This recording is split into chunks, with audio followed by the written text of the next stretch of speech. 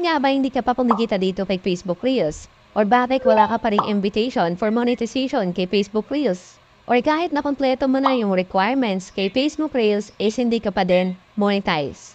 Guys, ito yung main reason kung bakit hindi pa rin tayo monetize dito kay Facebook Reels.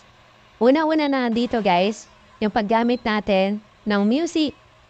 Bawal na bawal po kay Facebook gumamit ng mga sikat na music or sound effect kung ang purpose mo is to monetize. Hindi po bawal gumamit ng music dito kay Facebook Reels or sa pag-create natin ng mga video.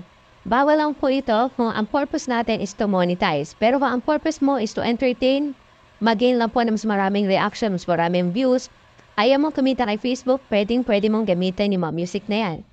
So kung mag-upload kayo guys ng Facebook Reels, short video yung kukuha dito sa music library or sa Reels Music Library.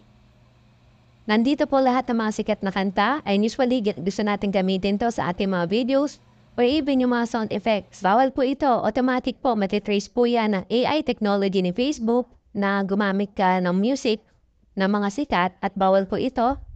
At pwede tayo makareceive ng notification para i-delete or i-fill or i-dispute yung ating na-receive na violation.